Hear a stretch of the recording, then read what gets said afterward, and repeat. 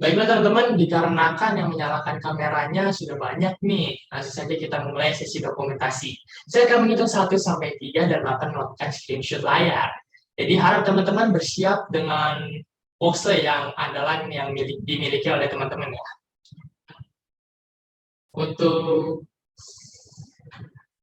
Untuk slide pertama bersiap-siap, 1, 2, dan 3.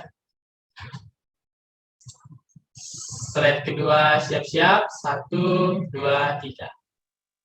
Bismillahirrahmanirrahim. Slide ketiga bersiap-siap, 1, 2, 3. Slide keempat bersiap-siap, 1, 2, 3. Slide terakhir, slide kelima bersiap-siap, 1, 2, dan 3. Baiklah teman-teman, dikarenakan sesi dokumentasi sudah kelar nih, tapi teman-teman jangan meng-off-kan kameranya karena supaya kita dapat berinteraksi dengan lebih asik lagi nih. Langsung saja kita memulai acara pagi hari ini dengan pembukaan. Assalamualaikum warahmatullahi wabarakatuh. Waalaikumsalam. Waalaikumsalam warahmatullahi wabarakatuh. Selamat pagi semua dan salam sejahtera untuk kita semua. Perkenalkan, nama saya Revaldi Mulyawan atau yang biasa dipanggil Mas Aldi boleh, Kak Aldi boleh, tapi jangan panggil Om atau enggak Pak ya, karena saya masih muda nih, sama kayak teman-teman di Meet ini. Dan pada kesempatan kali ini saya akan menjadi moderator teman-teman nih. Dan tentunya saya tidak sendiri, saya juga ditemani oleh rekan saya yang bernama Mas Syahrul. Pada acara hari ini kita akan membahas pada soal profesi nurse. Membahas soal hukum nih, saya ingin bertanya, apa teman-teman sudah siap nih untuk menghadapi hukum? Gimana teman-teman? Siap. Ya, Alhamdulillah ya, udah pada siap semua. Dan sekedar mengingatkan bahwa hukum itu sangat penting nih teman-teman, bagi teman-teman yang ingin mendapatkan sertifikat STR maupun gelar STR. Jadi saya harap teman-teman sudah mempersiapkannya dengan baik-baik ya. Baiklah, pada kesempatan kali ini kita sudah kedatangan Bu Eva nih. Selamat pagi Bu Eva, apa suara saya sudah terdengar? selamat pagi Mas Aldi, selamat pagi teman-teman. Sudah terdengar jelas? Selamat Gimana? pagi. Ibu terdengar jelas. Pagi Bu Eva. Selamat pagi teman-teman. Gimana nih kabarnya Bu Eva? Alhamdulillah baik. Waduh, Bu Eva pagi-pagi gini udah cantik ya. Harus wajib ya. Karena weekend juga harus tampil memukau gitu ya meskipun weekend. Ya. Nah, Bu Eva, mungkin di sini masih ada nih yang belum kenal Bu Eva itu siapa sih sebenarnya Mas Aldi? Boleh kali Bu untuk memperkenalkan dirinya sedikit aja Bu, biar teman-teman kita tidak penasaran tentunya. Ya. Baik, terima kasih Mas Aldi waktunya. Assalamualaikum warahmatullahi wabarakatuh. Selamat pagi. Waalaikumsalam Bu. Waalaikumsalam warahmatullahi Selamat pagi teman-teman. Mungkin ini ya Mas Aldi ya, di sini tidak hanya dari rekan-rekan mahasiswa yang adik-adik dari reguler, tapi juga dari program khusus biasanya dari Propsus. Jadi mungkin di sini ada Bapak Ibu yang mungkin di sini pernah menjadi senior saya. Saya ucapkan selamat pagi, selamat bergabung. Mari kita berdiskusi bersama, nanti sharing ilmu, khususnya saya di bidang keperawatan komunitas, gerontik, dan keluarga. Saya berasal dari Stikes Rajek Wesi Bojonegoro. Ya, kebetulan saya juga tinggal di Bojonegoro. Saat ini saya menjadi dosen dan kaprodi di S1 Keperawatan dan Profesi Nurse di Stikes Rajek Wesi Bojonegoro. Dan saya alumni S1 dan S2-nya dari UNER, Mas Valdi. Mungkin dari rekan-rekan, teman-teman, atau Bapak Ibu sekalian ada yang menempuh pendidikan dari sana juga. Salam kenal. Gitu. Baiklah Bu Eva, makasih nih sudah melakukan perkenalan nih Bu. Langsung saja tanpa basa-basi kita mulai kali ya Bu, karena ya teman-teman sudah semangat banget nih pengen menjawab soal-soal dari Bu Eva. Ya, baik. Izin share screen ya Bu. Mohon izin saya share screen nggih, Mas Valdi. Oh, Ibu yang share screen kah? Boleh ya? Boleh Bu, boleh. Baik. Terima kasih Mas Valdi. Baik. Nah, sudah nampak PPT-nya nggih, Bapak Ibu, teman-teman sekalian? Sudah Bu. Sudah Bu. Sudah Bu. Mari kita mulai sekarang juga, tidak semakin ngantuk ini, semakin siang. Baik, singkat ini kurikulum vitae saya yang tadi sudah saya jelaskan. Monggo jika ada yang perlu menghubungi saya kembali untuk sharing ilmu dan lain sebagainya, sudah tertera dalam CV yang saya cantumkan dalam PowerPoint saya. Saya kelahiran 94 nggih Bapak Ibu. Jadi mungkin teman-teman di sini ada yang kelahirannya sama dengan saya. Ada gak nih teman-teman yang kelahirannya sepantaran sama Ibu Eva? Bukan Mas Faldi aja nih, saya juga masih muda nih, kelahiran kepala 9 di tahun kepala 94 Mas Yan. Oke, baik, ini sesingkat profil saya, langsung saja kita mulai nggih. Bapak Ibu, kita sharing ilmu dan teman-teman. Monggo untuk slide pertama 1 sampai 10 nanti kita akan membahas tentang keperawatan komunitas. Baik, saya move ke soal nomor 1. 1 menit nggih, Mas Faldi biasanya. Iya, benar sekali Bu, 1 menit. Oke. Saya akan memberikan waktu 1 menit untuk teman-teman berpikir dan menjawab ya. Bukankah begitu Ibu Eva? Ya, betul. Baik, 1 menit dimulai dari sekarang.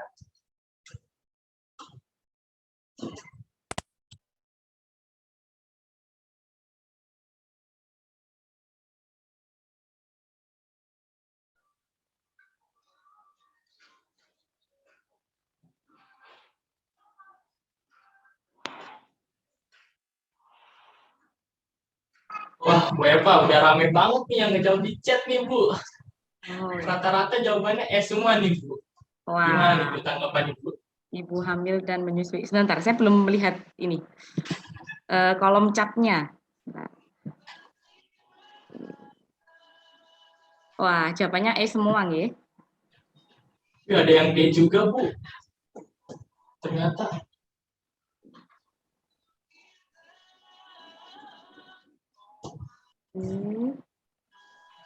Ada yang sudah berbeda ya ini, Mas Aldi. Oke, ada yang D. Ya, Iya, ada yang D, Bu. E. Tapi kalau saya lihat sih mayoritasnya lebih mengarah ke S sih, Bu. Ya, mengarah ke E jawabannya. Mayoritas. Yang lain jangan terpengaruh nggih. Ini benar jawabannya. Tapi untuk soal nomor 1 ini memang paten ya Mas Waldi ya. Jadi memang harus dihafal. Insya Allah jawabannya tidak ambigu sih untuk jenis soal nomor 1. Nah.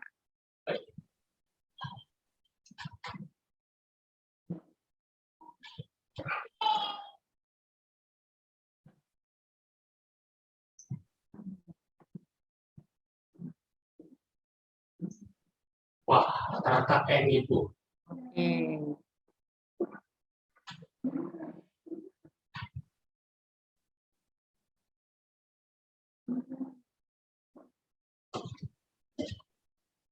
Masih E.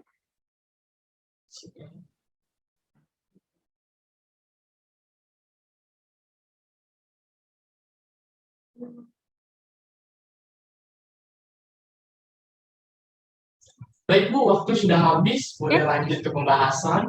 Baik, terima kasih Mas Waldi. Jadi untuk soal nomor 1 ini adalah teori yang harus dihafal, nggih. Jadi mau tidak mau, di mana kita fokus di kuncinya soal ini adalah pada pertanyaan soal, yaitu sasaran primer. Jadi langsung kepada pertanyaannya, bukan menandai soalnya.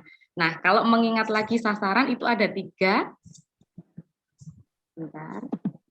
Belum move ya. Nah, jawabannya betul E. Ibu hamil dan menyusui. Mari kita review lagi Bapak Ibu dan teman-teman bahwa sasaran di dalam komunitas itu ada 3. Ada sasaran primer, sekunder, dan tersier. Jadi untuk yang primer ini adalah sasaran yang berfokus pada individu yang akan kita berikan edukasi atau mungkin intervensi gitu ya, tindakan-tindakan keperawatan. Berarti yang bersangkutan, yang punya masalah. Ya, dalam kasus ini adalah ibu menyusui dan ibu hamil. Atau mungkin ada kasus lain, nanti ada balita, ada anak sekolah dengan karies gigi misalkan, atau balita dengan stunting, itu bisa menjadi sasaran primer. Nah, sekundernya adalah penjembatan dari pasien atau sasaran primer gitu, yang bisa membantu mensukseskan atau keberhasilan dari tindakan atau edukasi yang kita berikan. Contohnya kalau pada balita berarti ibunya, begitu nggih. Kalau ibu hamil mungkin peran suaminya juga penting kita edukasi, itu adalah peran dari sekunder, sasaran sekunder. Sedangkan tersier adalah lebih atasnya lagi, yaitu pemegang atau pemangku kebijakan. Ya, misalkan program-program puskesmas, ya selain lurah, camat, bupati, atau pejabat setempat, contoh lain adalah kebijakan-kebijakan dari perawat puskesmas. Begitu, Mas Waldi, gampang ya Bapak Ibu yang soal nomor 1. Oke, bisa dilanjut nggih? Baik. Bisa, Bu. Ya, setuju semua nggih? Jika tidak setuju boleh langsung kita berdiskusi. Ya, jadi sangat terbuka. Bu. Ya. Baik, nomor 2. Nomor 2, baiklah 1 menit dimulai dari sekarang ya teman-teman.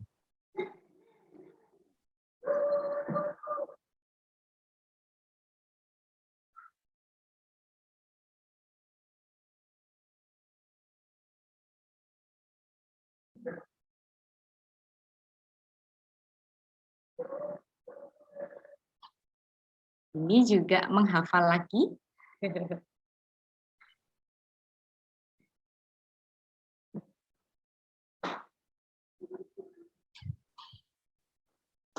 Oke, sudah muncul jawabannya dari teman-teman. Sudah Wah, banyak, luar Bu. biasa ini, teman-teman ini. Kompak ini jawabannya. Iya benar, Bu.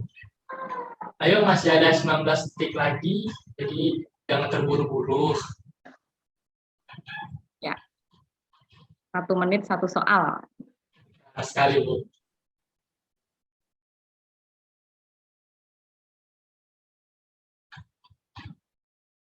Baik, Bu. Waktu 1 menit sudah habis nih, Bu. Ya. Dan saya lihat nih, Bu, di kolom komentar banyak kan jawaban B ya, Bu.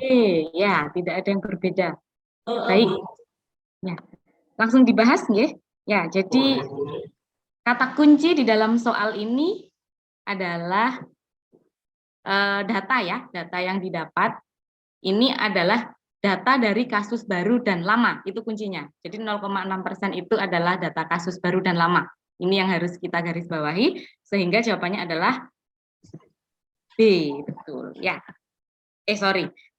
B, ya, prevalensi. Saya salah menuliskan kunci jawabannya. Jawabannya adalah prevalensi. Oke, saya edit dulu. Nanti saya berikan PPT yang baru, Mas Waldi. Prevalensi. Jadi ini kuncinya, nanti misalkan ada soal lain yang membahas tentang epidemiologi, ini masuk bab epidemiologi. Kalau prevalensi kuncinya adalah membandingkan kasus baru dan lama, kemudian insidensi ini hanya menghitung kasus penyakit baru. Kalau rasio ini perbandingan jumlah, gitu ya, misalkan jumlah penyakit apa dengan penyakit apa gitu, tidak terbatas pada lama atau baru. Mungkin jumlah TB dengan jumlah DB gitu di tahun 2019, nah itu bisa memakai rasio. Kalau incident rate itu kecepatan terjadinya suatu kasus baru, kalau attack rate ini perkiraan ya dari derajat penularan. Misalkan COVID-19 ini bisa kita hitung epidemiologinya dengan menggunakan attack rate.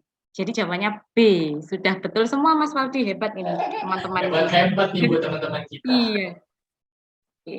Gampang ya. Jadi memang kalau di S1 keperawatan ini mungkin tidak begitu membingungkan seperti D3 Mas Waldi. Kemarin saya juga sudah mengisi yang D3 keperawatan, itu lebih banyak kepada kasus gitu ya. Kasus askep yang jawabannya mirip-mirip dan membingungkan. Tapi kalau untuk S1 nurse ini lebih banyak kepada teori juga yang dikeluarkan. Jadi jawabannya paten. Oke, bisa lanjut nggih? Boleh, Bu. Oke teman-teman, 1 menit dimulai dari sekarang, jadi pikirkan dengan baik-baik. Mohon teman-teman tidak mencoret-coret ya.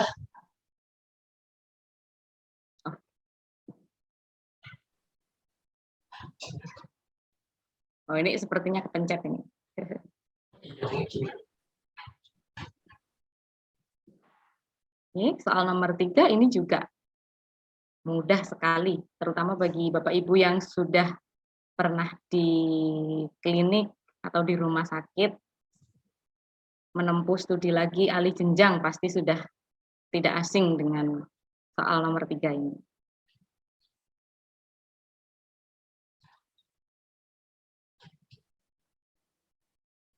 Waduh, udah banyak banget nih Bu yang ngechat nih Bu.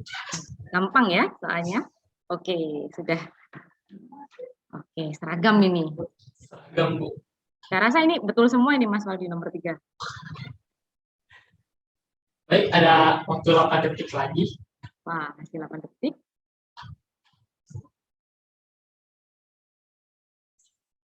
Waktu telah habis nih Bu sepertinya. Baik. Jawabannya sudah betul, Mas Waldi. Jawabannya D.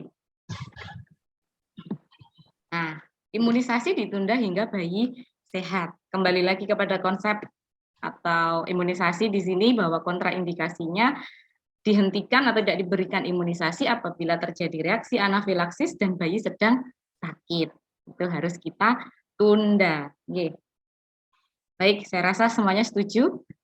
Next, soal nomor 4. Baik, saya akan memberikan waktu 1 menit ya untuk teman-teman berpikir tentunya. 1 menit dimulai dari sekarang.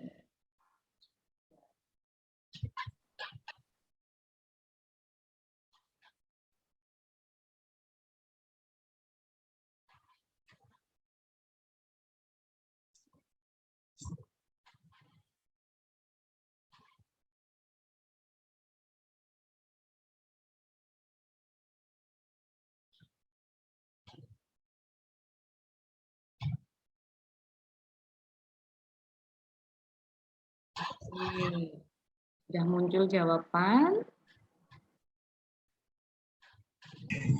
A. Ya. Baik, masih ada sekitar 15 detik lagi. Oke.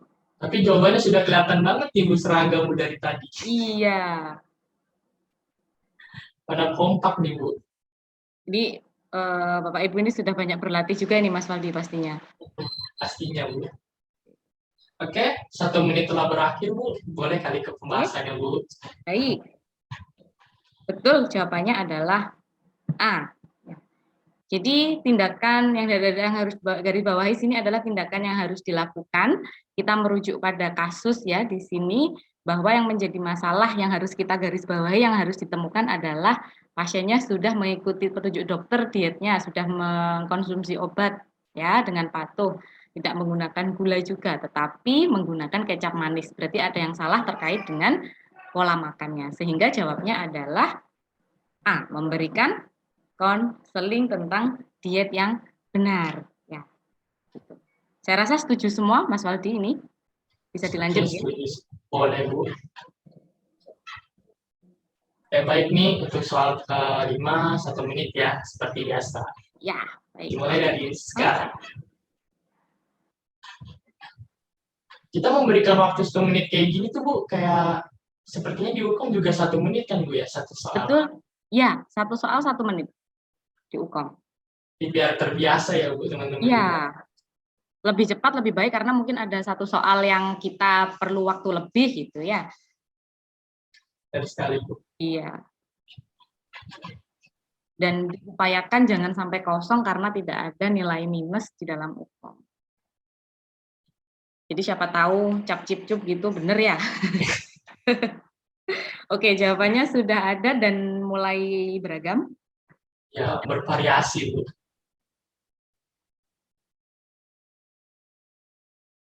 Soalnya sudah nampak nggih Mas Waldi nomor 5? Sudah Bu. Oke, baik. Jadi di chat sepertinya ada yang belum. Coretan kuning itu mengganggu ya? Yang kuning ini bagaimana ya Mas Waldi untuk menghilangkan ini? Ini Ya, dari mohon maaf Ibu Eva bisa di close dulu untuk share di-close screen-nya, baru nanti di share ulang. Oke, baik. Mohon izin saya stop share dulu. Boleh Bu.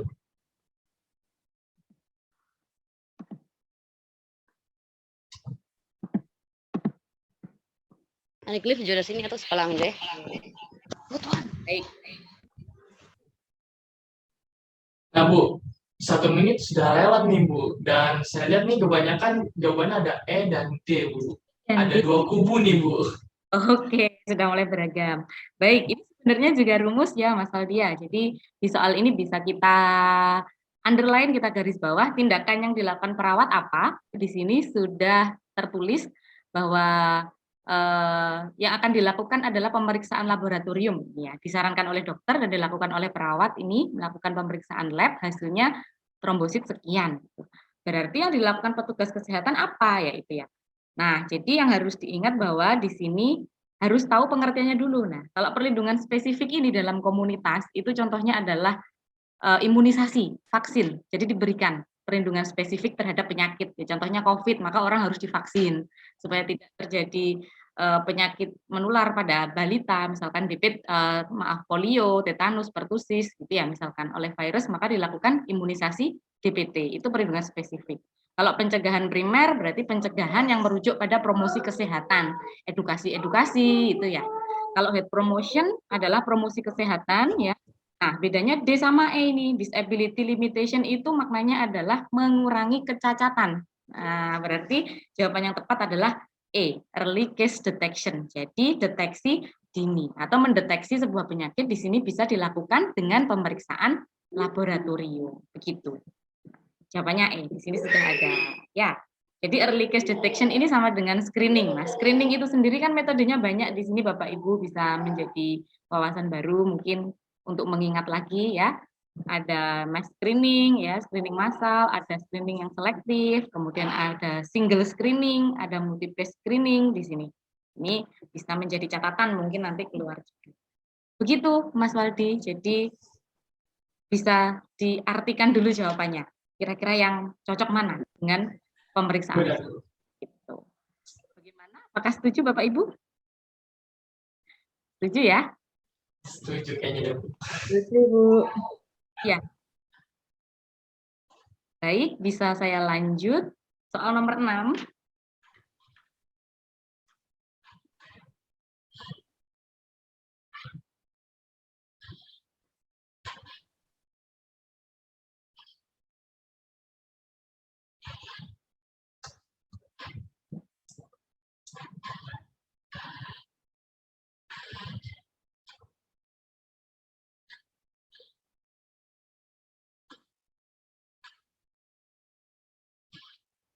Oke, sudah mulai muncul jawabannya.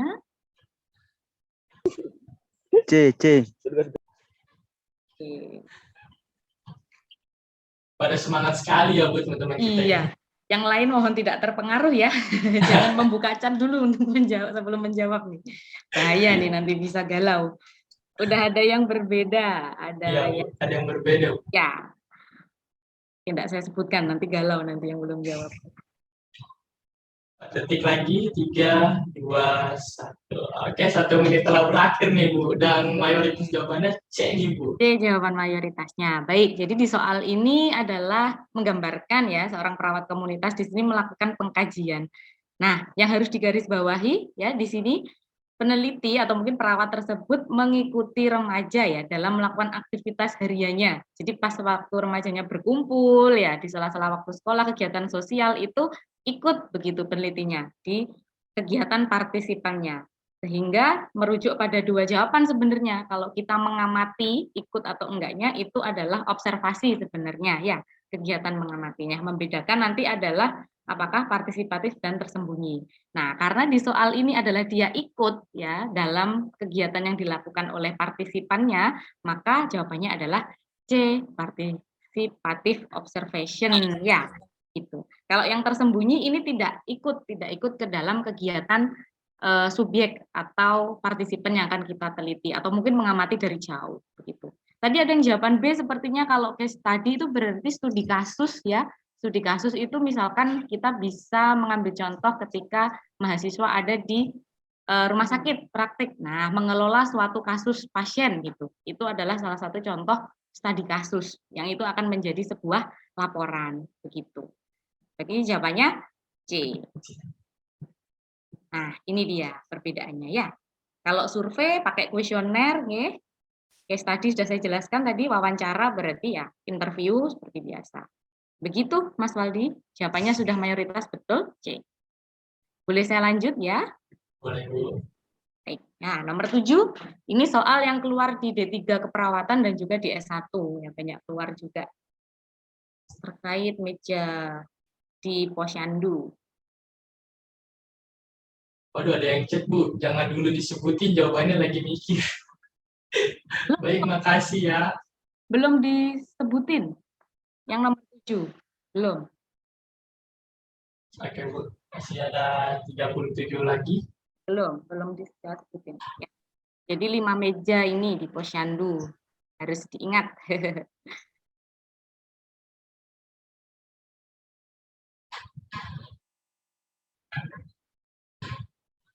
Oke, jawabannya wah beragam.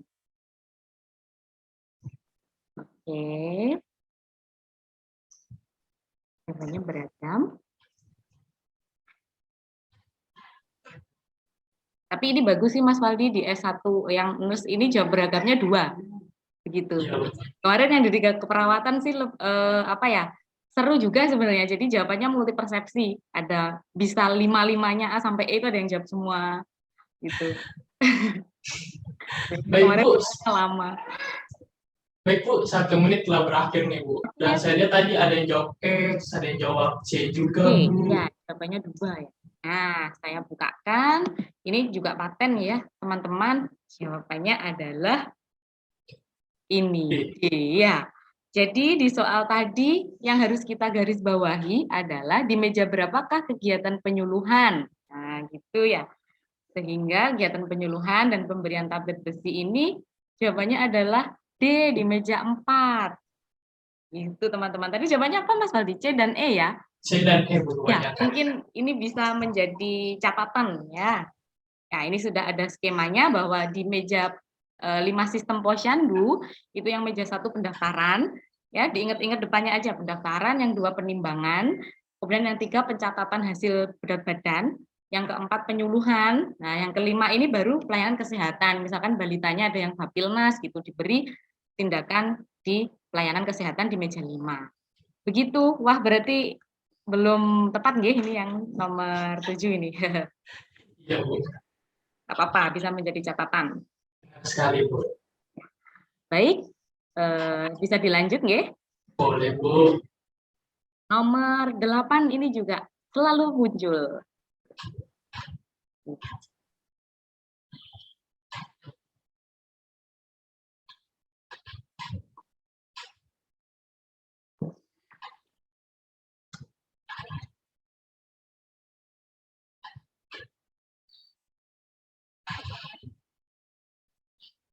Apakah sudah ada yang menjawab ini? Oke, sudah.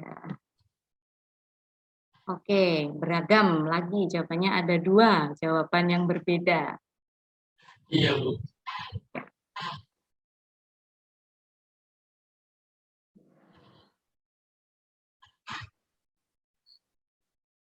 Ya, Ada 2 kubu nih, Bu, ya ceritanya. ada 2 kubu yang kuat, sama-sama kuat ini. Iya, ada Mulai yang ketiga deh. 3. Mulai ada 3 jawaban.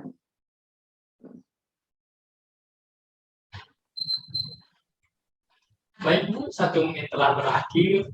Ya. Dan saya lihat mayoritas sih D ya, Bu. Baik, mayoritas D. Ya, baik saya bahas Bapak Ibu, teman-teman. Ini juga sama seperti sasaran tadi ya. Sasaran tadi juga harus diingat di note gitu ya. Ada sasaran primer, sekunder, tersier. Nah, yang kedua ini ada yang namanya pencegahan, level pencegahan atau level prevensi pada keperawatan komunitas. Itu juga ada 3 Bapak Ibu. Ada primer, sekunder, dan tersier. Kuncinya tadi sempat saya singgung bahwa pencegahan primer adalah dilakukan, contohnya adalah edukasi kesehatan misalkan. Kalau sekunder itu biasanya contoh-contohnya merujuk pada program screening. Nah, berarti jawabannya nomor 8 adalah D. Yang di garis bawah ini apa sih? Nah, screening serologi gratis pada kelompok berisiko, misal pekerja seks dan mereka yang bertato. Jadi ada kata-kata screening. Nah, sehingga jawabannya adalah D. Ya. Jadi primer ini gampangnya contohnya adalah pendidikan kesehatan karena merujuk pada pencegahan penyakit sebelum penyakit dimulai. Itu kunci dari primer. Ini akan keluar saya rasa, pasti keluar. Kemudian sekunder pokoknya ada kata-kata screening, deteksi dini ya berarti itu masuk ke sekunder. Ya. Untuk mendiagnosis dini tujuannya. Sedangkan tersier ini sama dengan yang E, yang menjawab E tadi, rehabilitatif. Maknanya sama, pencegahan tersier itu adalah pencegahan dalam mengupayakan mencegah kecacatan begitu. Ya, contohnya pada pasien stroke, maka kita lakukan ROM, ring of motion, supaya tidak terjadi kontraktur atau kekakuan sendi. Begitu, Mas Waldi dan teman-teman. Baik, setuju nggih? Harus dicatat ini ya. Lanjut, nomor 9.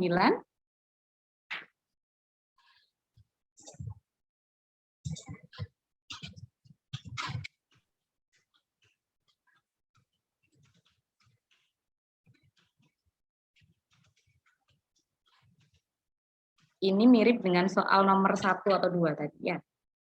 Sasaran.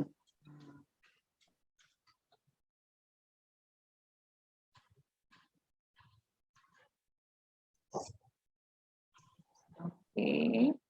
Oke, jawabannya masih Mulai agak beragam, Bu. beragam juga. Beragam, tapi kuat di salah satu jawaban. Oke. Benar sekali, Bu.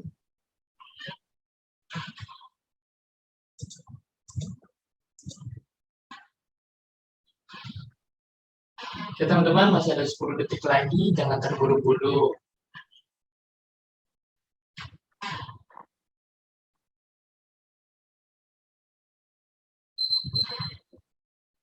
Baik, Bu. 1 menit telah berakhir nih, Bu.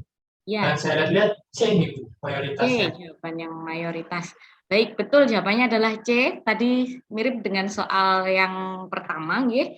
Yang digarisbawahi di sini adalah sasarannya pada tingkat apa. Nah, di dalam soal yang harus kita garis bawahi ya, untuk menggalangkan program desa ya, di sini melibatkan dukungan dari kepala desa, lurah, dan camat. Ya, seperti yang saya katakan tadi, beliau-beliau ini adalah pembuat atau pemangku kebijakan, gitu ya.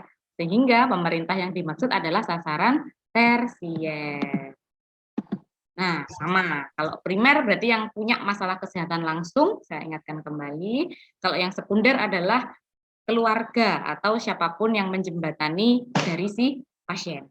Itu bedanya. Oke. Soal terakhir komunitas.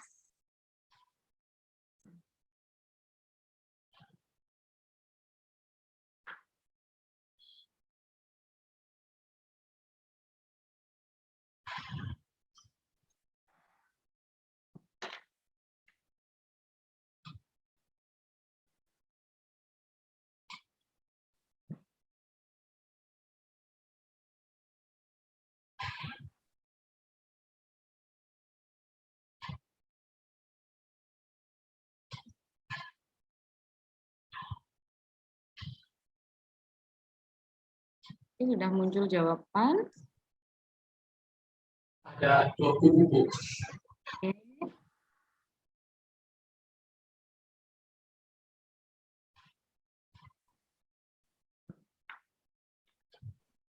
Baik. Oke. Kompak sudah mulai seragam ini semakin ke bawah. Baik, Bu Eva, 1 menit sudah berakhir nih, Bu. Dan kebanyakan jawabannya D ya, Bu. Oke, ya, betul sekali jawabannya adalah D. Di sini jawaban terbaik ketika menyampaikan informasi duka ya kepada keluarga pasien adalah menunggu setelah keluarga tenang. Begitu ya. Jadi dalam pembahasannya, nah, seperti ini. Jadi saya tambahkan di sini bahwa fase kesedihan seseorang adalah mulai dari denial ya, menolak ya mungkin kalau kita masuk langsung saat anak meninggal fase orang tua saat anak meninggal ini masih belum menerima, ini belum bisa kita berikan edukasi atau informasi-informasi ya, sehingga menunggu di fase acceptance ya. Denial nanti dia menolak, kemudian anger ini mungkin ada perasaan marah, kemudian bargaining dia mulai bernegosiasi dengan keadaan, kemudian masuk ke fase depresi dan akhirnya dia menerima keadaan di mana bisa ditandai keluarga pasien atau pasien mungkin mulai tenang. Nah, itu bisa kita berikan informasi-informasi apalagi terkait dengan bad news. Seperti itu. Setuju nggak? Jawabannya D. Baik, 10 soal komunitas sudah Mas Waldi, ini bisa dilanjut. Kita masuk di soal gerontik ya, Bapak Ibu dan teman-teman.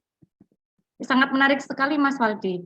Saya langsung buka webnya dan langsung membagikan kepada mahasiswa saya. Terima kasih, Bu. Ya, baik. Wah, ini salah. Oh, sudah. Nah, sudah siap nggih Bapak Ibu dan teman-teman masuk kepada soal nomor 11. 1 menit dimulai dari start ya, teman-teman. Ya.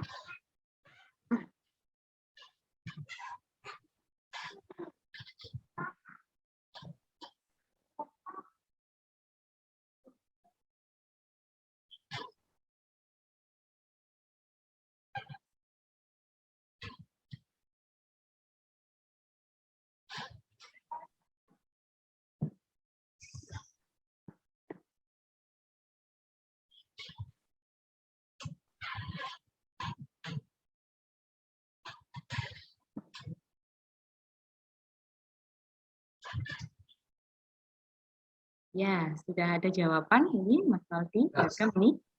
Ada 2 kubu. Ada 2. Oh, mulai ada 3. 3. Ya.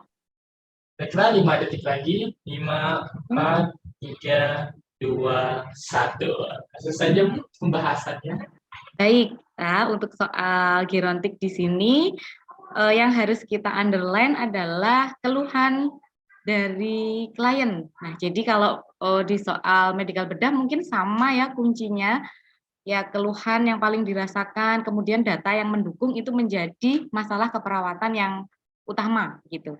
Nah, kalau kita lihat dari soal ini, klien mengeluh sulit mengingat sesuatu, merasa bingung dan konsentrasinya menurun. Nah, kalau dari 3 kata kunci di sini, nah, maka masalah keperawatan yang bisa kita angkat adalah B, perubahan proses pikir. Tadi ada yang menjawab D, ya Mas ya. Ada yang menjawab E kalau tidak salah. Benar Ada sekali. 3 saya. Iya. Jadi kalau D kerusakan interaksi sosial memang disebutkan di sini tapi tidak menjadi data yang menunjang gitu, kurang banyak gitu data yang mendukung. Kalau ke perubahan proses pikir itu didukung dengan data sulit mengingat sesuatu, merasa bingung dan konsentrasi menurun. Jadi ada 3. Nah, sedangkan untuk kerusakan interaksi sosial ini datanya kurang kuat. Gitu. Jadi yang kita angkat adalah perubahan proses pikir sesuai keluhan utamanya. Begitu nggih. Kalau yang E saya rasa sensori persepsi belum masuk, belum ada data yang menggambarkan perubahan sensori persepsi. Begitu. Apakah bisa diterima Bapak Ibu dan rekan-rekan? Nggih? Bisa Bu. Nggih, baik. Lanjut nomor 12.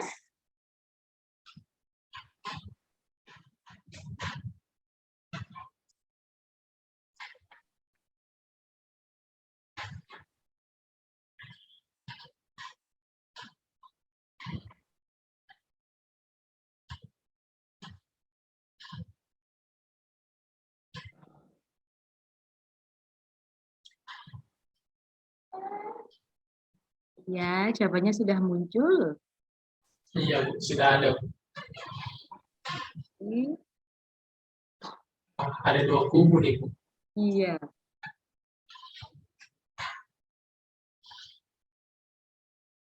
Ada 3. Mulai ada 3 ini sepertinya. Waduh, Iya. beragam ya Bu. Iya.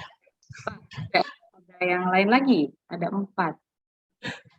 5, 4, 3, 2, 1. Baik Bu, gimana nih tanggapan Ibu nih?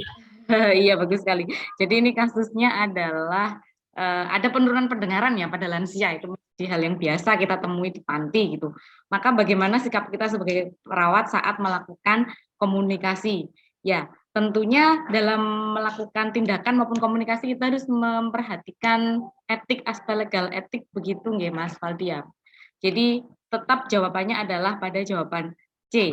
Berhadapan, namun berbicara tetap pelan dan dengan volume biasa. Kita berhadapan.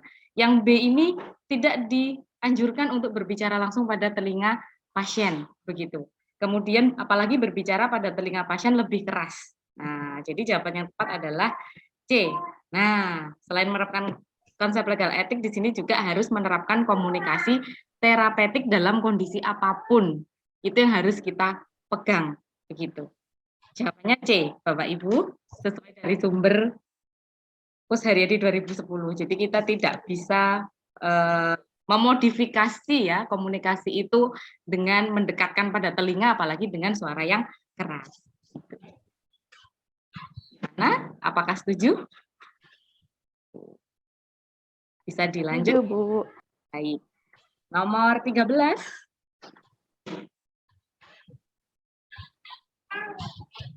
Iya.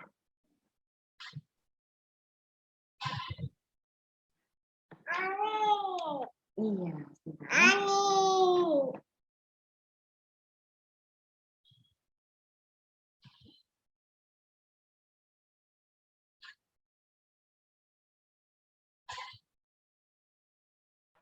Sudah ada yang jawab nih Bu.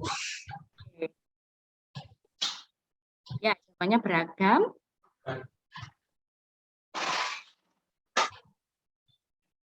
Sama semua nih Bu, kalau dilihat-lihat. Soalnya mirip seperti medical bedah ya, kasusnya di lansia di panti begitu. Jadi satu persepsi ini. Jawabannya seragam Mas Waldi di sini. Betul sekali Bu. Ya. Oke. 5, 4, 3, 2, dan 1. Langsung Bu, tanggapannya. Jawabannya betul D ya Mas Aldi. Jadi betul sekali. Ini semi KMB dan gerontik sebenarnya di sini. Pasiennya ada keluhan batuk tidak produktif sehingga menyebabkan RR-nya naik di sini. Nah, maka tindakan yang bisa kita berikan adalah membantu melakukan sekret dengan batuk efektif. Yang harus kita ingat karena di sini tempatnya adalah di panti ya. Beda kalau di rumah sakit mungkin terapi oksigenasi bisa diberikan begitu. Tapi ketika di panti mungkin peralatannya tidak sekompleks di rumah sakit sehingga kita bantu tindakan mandiri perawat dengan cara membantu mengeluarkan sekret dengan batuk efektif pada lansia tersebut. Itu betul Bapak Ibu. Ya, jawabannya D. Lanjut nomor 14. Seperti biasa teman-teman, 1 menit.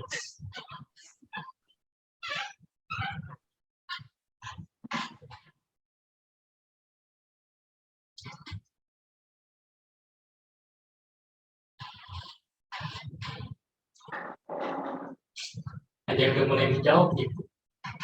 Ya, Dua kubu. oke. Ada 3 ini, ada 3 kubu. 3. Iya. Ada 1 kubu terkuat ini sepertinya. Benar sekali Bu.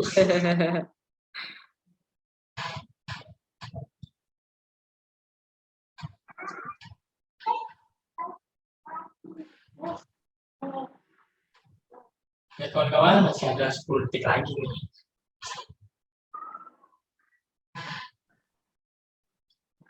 3, 2, 1. 1 menit telah berakhir Bu. Tanggapan yang Bu. Baik, jadi kasus di sini adalah Purna TNI begitu ya, yang tinggal di panti. Yang kita garis bawahi adalah perilaku ya, yang sering memerintah penghuni panti dan sulit diatur. Maka ini adalah termasuk gejala psikologis apa gitu ya. Yang benar adalah post power syndrome. Mari diingat kembali Bapak Ibu dan teman-teman. Post power syndrome ini adalah kondisi kejiwaan yang umumnya dialami oleh orang-orang kehilangan kekuasaan atau jabatan diikuti dengan menurunnya harga diri orang tersebut. Sehingga perilakunya cenderung otoriter, ya tidak mau diperintah orang lain begitu. Ya, itu terkait dengan nomor 14. Kalau depresi mungkin data di sini kurang mendukung ya. Kalau depresi kemudian isolasi sosial ini biasanya nyambung, pasiennya tidak mau berkomunikasi, hanya mengurung diri di kamar begitu. Kalau waham ini berarti ada perilaku dia yang menyerupai sosok gitu ya, atau role model yang ingin dia perankan begitu. Itu waham. Kalau halusinasi berarti ada anggapan seperti halusinasi suara, padahal tidak ada suara, atau halusinasi penglihatan, padahal tidak melihat sesuatu. Jadi yang benar adalah E. Oke. Lanjut nomor 15. Baik Bu.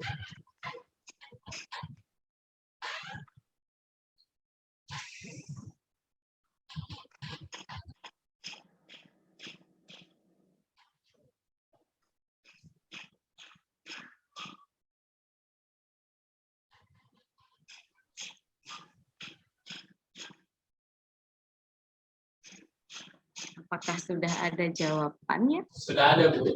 Dan seragam sih. Oke, seragam. Soal ini bisa muncul juga di keperawatan kritis ya. Juga di keperawatan gerontik. Oke, seragam.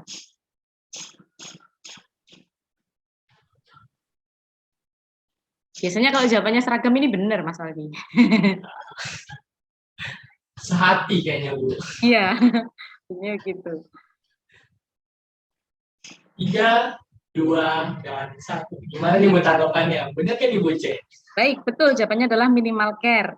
Nah, mungkin yang bisa menjadi catatan nanti mungkin ada bentuk soal yang lain. Nah, Bapak Ibu, teman-teman bisa mencatat di sini ya. Perbedaan minimal care, parsial dan total care ya.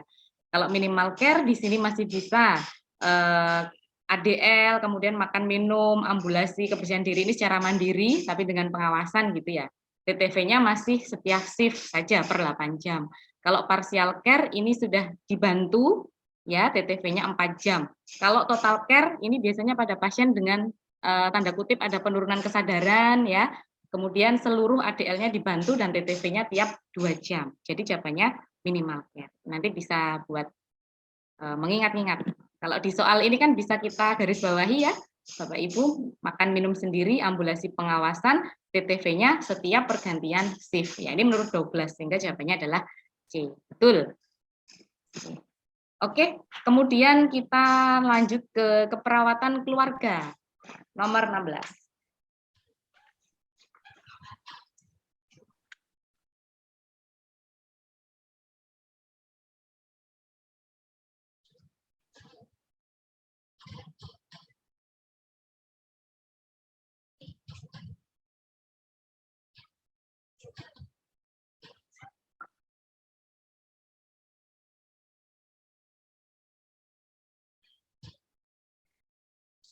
Wah, ada yang udah mulai menjawab nih, Bu. Yang menjawab, oke. Oke, beragam. Ya.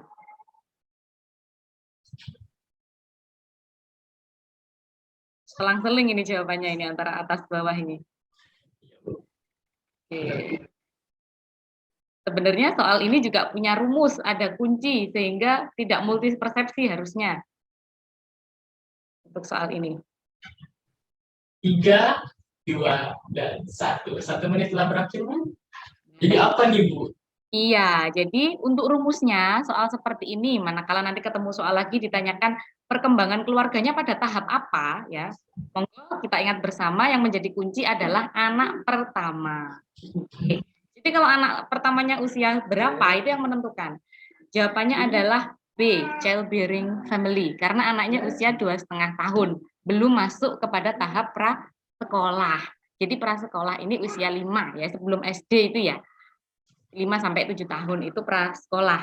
Mulai masuk TK itu prasekolah. Jadi jawabannya childbearing family. Kalau keluarga pasangan baru berarti nanti kuncinya adalah baru menikah, belum memiliki anak, berarti tahap ke pasangan baru. Kalau sekolah berarti sudah di atas 7 sampai 12 tahun. Kemudian kalau keluarga dengan tahap anak remaja berarti anak pertamanya sudah menginjak 12 sampai 18 tahun. Itu kuncinya nggih Bapak Ibu. Jadi jawabannya B. Nah, menikah tahap perkembangan keluarga pada anak pertama. Jadi nanti kalau anaknya ada banyak jangan bingung, tetap anak pertama yang menjadi patokan. Begitu Mas Faldi. Next, nggih. Baik, Bu.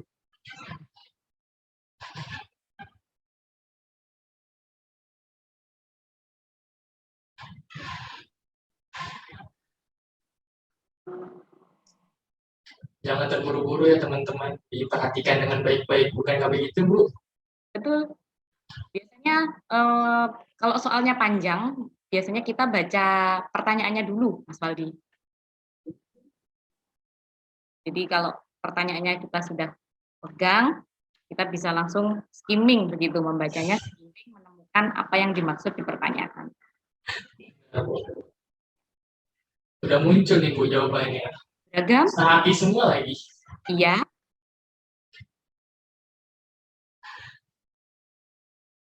Baik, sudah jelas ini.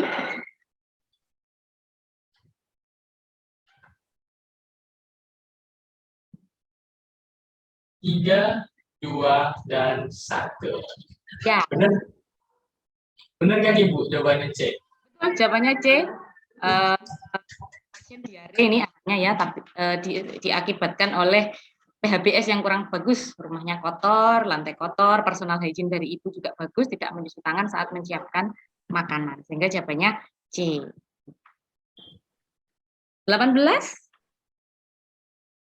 Oke.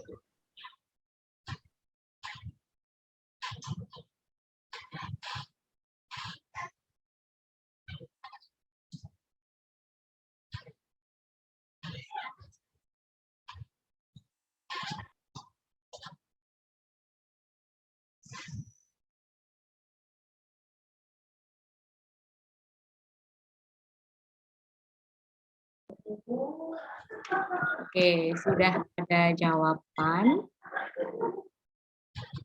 Nah, ini juga seragam. Tapi tadi ada yang ngejawab nggak seragam, Bu.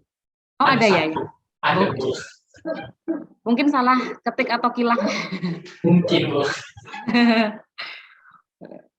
Ya.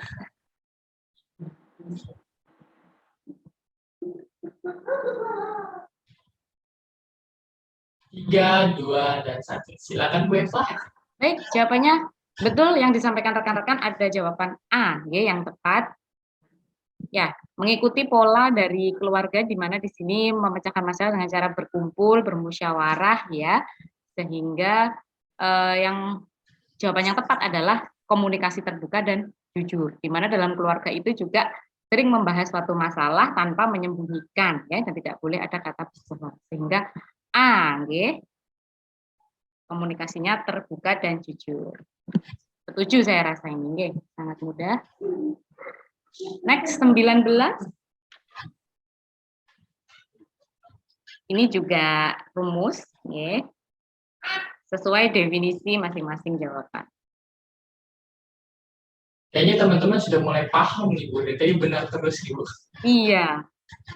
Karena memang saya bedakan dari D3 dan S1 begitu, Mas. Kalau yang di D3 itu memang banyak sekali soal-soal kasus yang multipersepsi, ya. Sedangkan kalau di S1 keperawatan lebih mudahnya karena teorinya juga banyak yang keluar, gitu. Jadi jawabannya paten, kalau teorinya sudah kita pegang, pasti jawabannya seragam. Sekali, Bu. Iya. Wah, udah ada mulai-mulai ngejawab nih, Bu. Ya. Oke. Iya, seragam ini.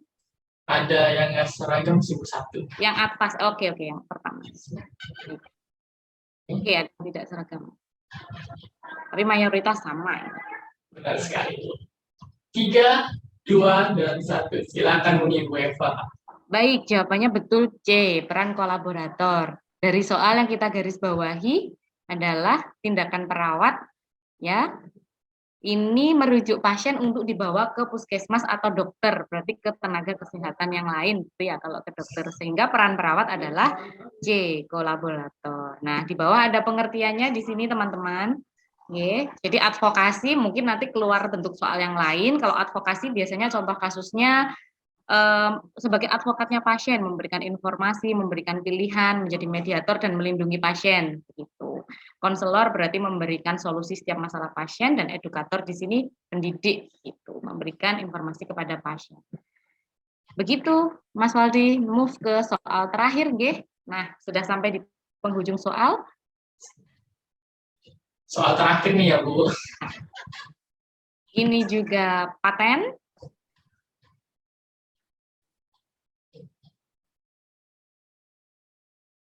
Tipe keluarga, pasti keluarga. Sudah dijawab aja nih, Bu. Gampang ya. Emang teman-teman kita ini pada hebat, Bu. Sudah hebat-hebat ini Bapak Ibu dan teman-teman yang gabung di Apindo ini. Benar, Bu. Luar biasa. Hati semua nih, Bu. Ya, seragam. Masih ada 20 detik nih ya, teman-teman. Wah. Tidak perlu 1 menit ini sepertinya, teman-teman, ya, Mas. Benar sekali, Bu.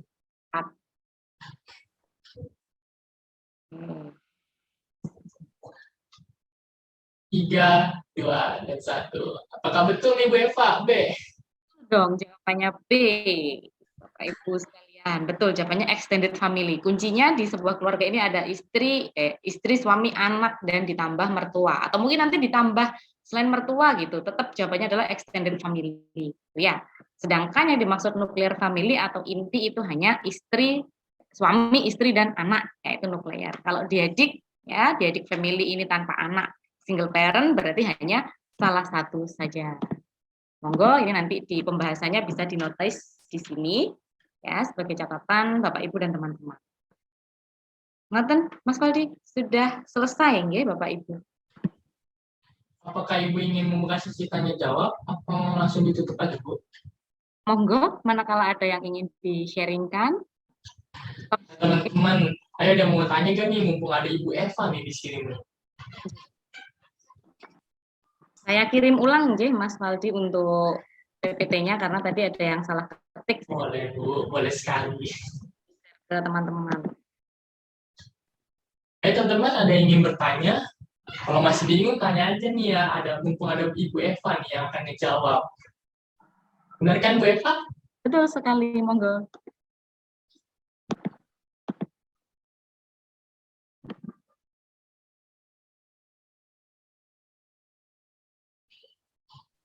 Ada dari Bu Retno, Mas. Iya Bu Retno Pak. Bu. Bu Silakan Bu Retno. Retno atau Mbak Retno ini ya, monggo perkenalan dulu.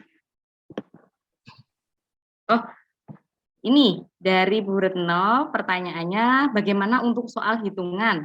Nah, baik Bapak Ibu, untuk soal yang saya ampu, yang saya buat dari komunitas keluarga dan gerontik, ini biasanya soal-soal yang terlepas dari hitungan, nggih, begitu. Nah, untuk tips dan triksnya untuk soal hitungan, ya kita harus menghafal rumusnya. Tetapi sepengalaman saya ketika uji kompetensi nurse itu, saya bahkan tidak mendapatkan soal hitungan saat itu.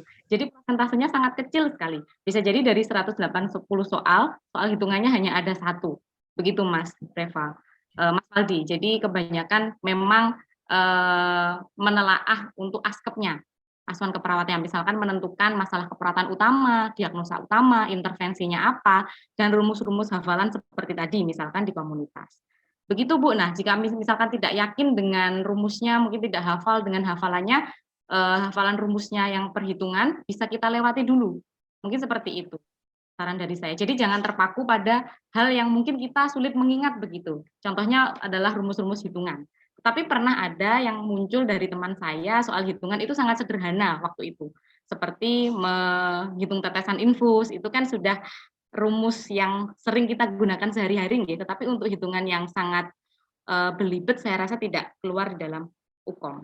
Begitu Ibu, trik dan tipsnya. Oke. Apakah sudah jelas Ibu Retno?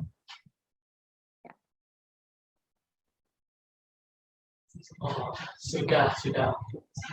Baik, apa ada yang ingin bertanya lagi?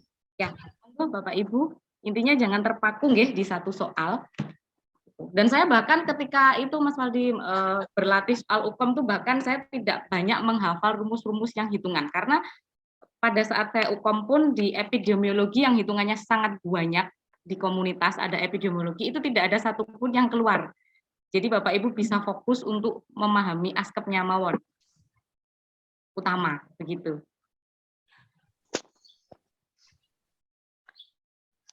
Selamat pagi Bu, izin bertanya, saya Yohana. Monggo Ibu, dari mana Bu Yohana? Saya dari Stikes Pantirapi Bu, Jogja. Oh Jogja, oke Ibu.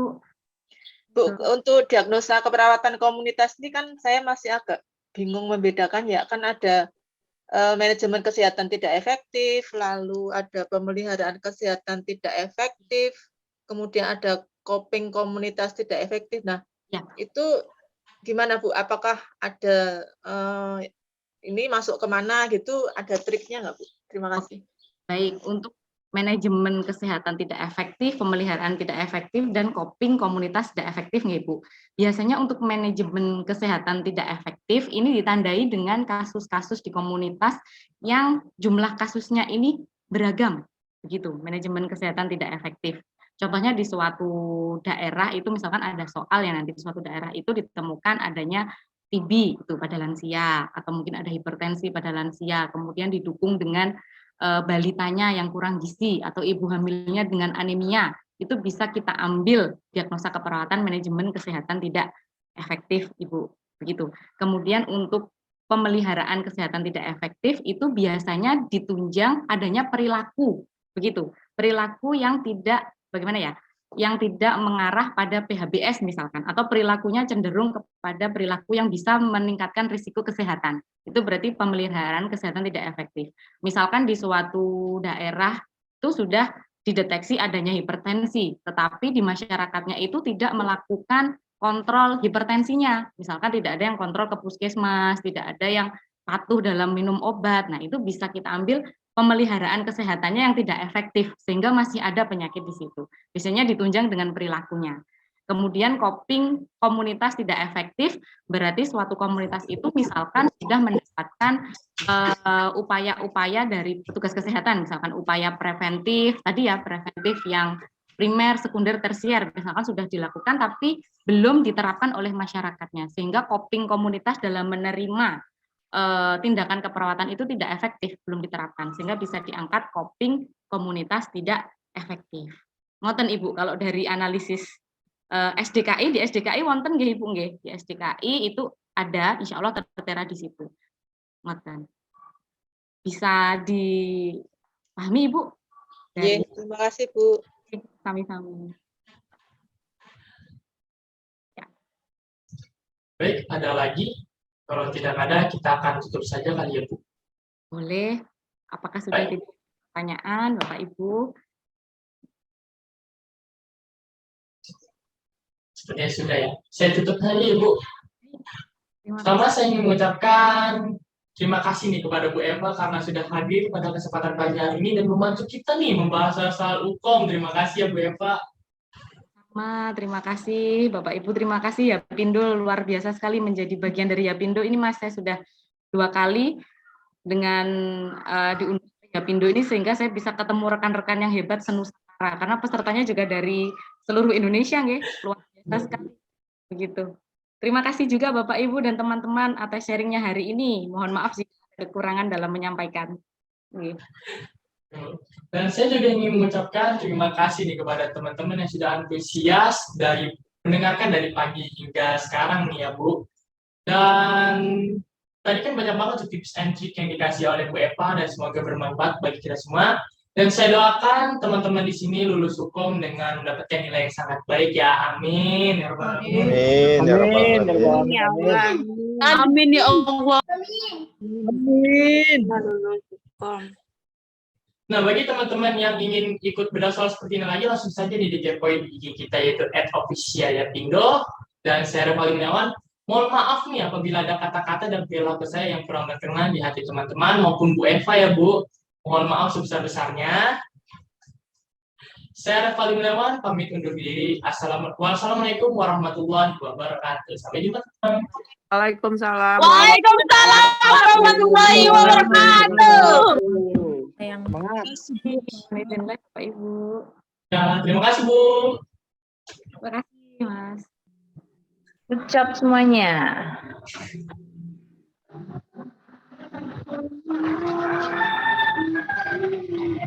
Baik, bagi teman-teman yang ingin leave dari Zoom meeting ini sudah bisa ya. Dan terima kasih nih atas partisipasinya.